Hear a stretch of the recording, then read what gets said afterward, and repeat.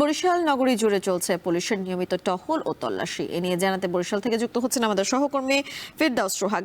সোহাগ, একটু আমাদেরকে জানাবেন, যৌথ বাহিনীর অভিযান তো চলছে বলছিলাম, আইন শৃঙ্খলা পরিস্থিতি কেমন দেখছেন?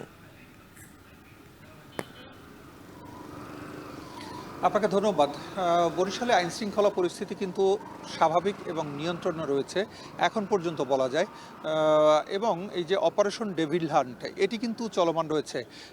আমরা যেখানটায় রয়েছি বরিশাল নগরীর গুরুত্বপূর্ণ এলাকা সদর রোডের যে জায়গাটি রয়েছে, সদর রোডের সংলগ্ন এই জিলা স্কুল মোড় এলাকায় রয়েছি। সেখানে কিন্তু আমরা দেখছি যে পুলিশের কার্যক্রম কিন্তু চলছে। অপারেশন ডেভিল হান্ট উপলক্ষে কিন্তু তারা তাদের কার্যক্রম চালাচ্ছেন। মোটর সাইকেল সহ বিভিন্ন ধরনের যানবাহন সেগুলো তো কিন্তু তল্লাশি করা হচ্ছে, দাঁড় করানো হচ্ছে।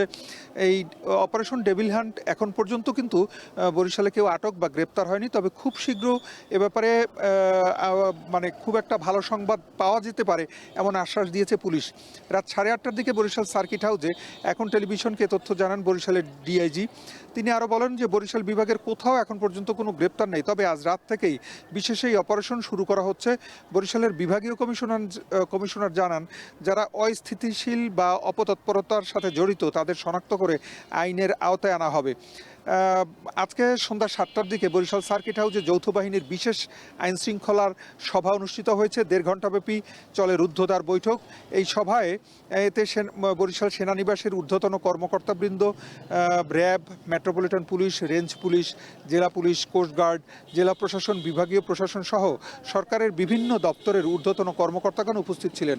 সবাই যে কোনো মূল্যে আইন শৃঙ্খলা পরিস্থিতি স্বাভাবিক রাখতে সরকারের সিদ্ধান্ত বাস্তবায়ন করার প্রতি গুরুত্ব আরোপ করা হয়। আমরা কথা বলেছিলাম বরিশালের বিভাগীয় কমিশনারের সাথে এবং বরিশালের ডিআইজির সাথে।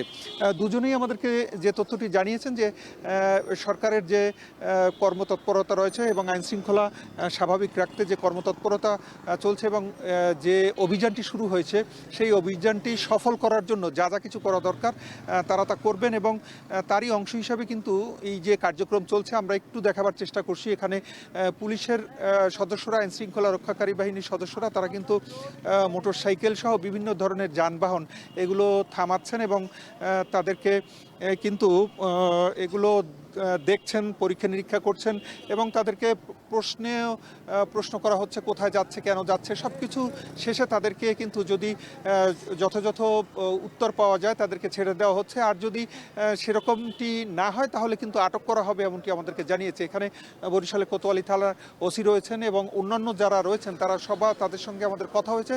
রাতব্যাপী এই অভিযান চলবে এবং যতক্ষণ না পর্যন্ত সরকারের নির্দেশনা, পরবর্তী নির্দেশ না আসে ততক্ষণ পর্যন্ত এই অভিযান চলতে থাকবে আমাদেরকে জানানো হয়েছে। এতটুকুই ছিল বরিশালে যে অপারেশন ডেভিল হান্ট চলছে তার সবশেষ খবর।